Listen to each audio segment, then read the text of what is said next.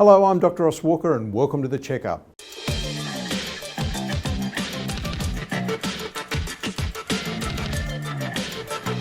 I spoke recently about keeping your immune system healthy to try and reduce your risk for getting any viral illnesses, including COVID-19. Interestingly, since we've brought in the social distancing and the hand washing and also shut the borders down, the rates of influenza have just dropped right off the perch. A pathology company in Queensland told me recently they would normally, by this time of the year, have about 400 to 500 cases of influenza per week. They're only getting about 10.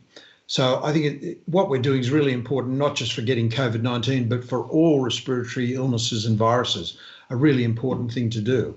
But what else can you do apart from high quality living and the 5 keys of being healthy? What I said before, no addictions, good sleep, good eating and less of it, 3 to 5 hours every week of exercise and happiness. What else can you do that will keep your immune system healthy? Now, I just want to go back to nutrition for a second.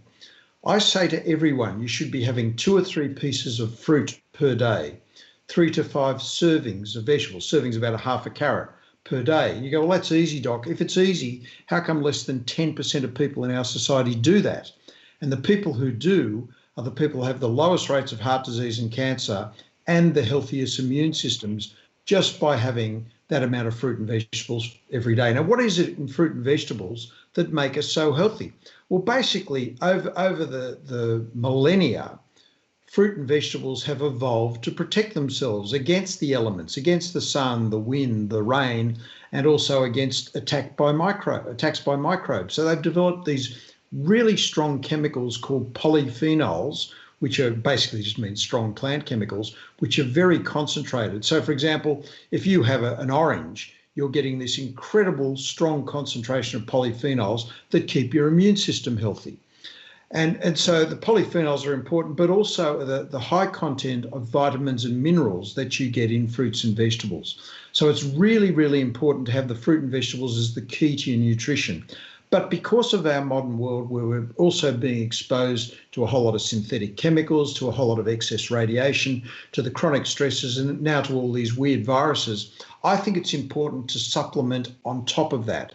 So you can take a whole variety of different polyphenols or plant chemicals in pill form on top of having your fruit and vegetables. Now, I'm not saying anyone should see this as a replacement, but I think it's a good thing to do on top of that. And there are some very concentrated polyphenols in a variety of supplements. So you should go looking for those in your health food store. But also 2 other vitamins that have been studied in this, especially with the coronavirus, are vitamin D. And they found that people who have the highest concentrations of vitamin D in their bloodstream had the lowest rates of COVID-19 and the lowest death rates of COVID-19. So where do we get vitamin D from? Well, you can get it from some foods, things like some seafoods, some fruits and vegetables as well, or foods that are fortified with vitamin D.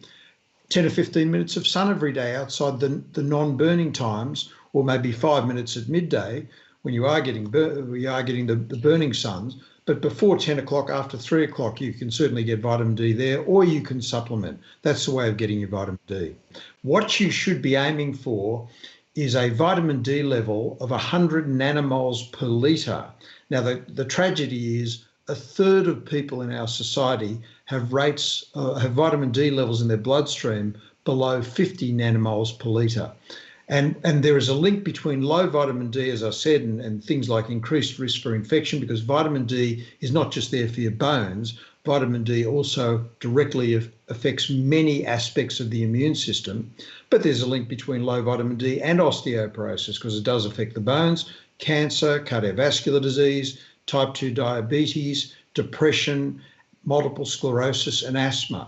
So there's very good reasons to keep your vitamin D levels up. And I think we should be having somewhere between 4,000 to 5,000 international units per day. Now, at the moment, it's very easy to get 1,000 units vitamin D and say take 4 of those, pretty inexpensive.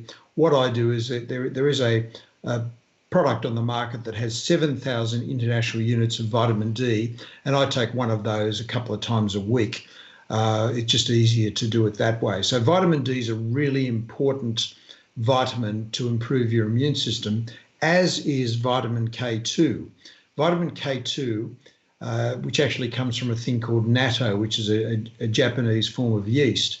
So vitamin K2 in a dose of 180 micrograms a day also helps improve your immune system. And there's a link between that and so the higher levels of K2, lower levels of COVID-19. Now, let me make the point here. There has not been one randomized controlled trial of using vitamin D, using vitamin K2 or vitamin C, which I'll talk about in a minute, not one randomized controlled trial for COVID-19. I'm not suggesting these are treatments for COVID-19. All I'm saying is the people who have the highest levels of these things in their bloodstream have the lowest rates of disease, and they're harmless, so why not take them, especially during winter when we get lower rates of vitamin D, for example. And then finally, just to finish off, I want to mention vitamin C. I believe we should all be having our fruits and vegetables and our citrus fruits that are full of vitamin C, but also supplementing every day with, say, 1 to 2 grams, especially during winter, of vitamin C. And if you feel something like a cold coming on, there's a study out of Finland saying that 6 to 8 grams a day of vitamin C significantly reduced the length and severity of the cold. So there's a few tips for keeping your immune system healthy. That's the checkup. We'll talk to you next week.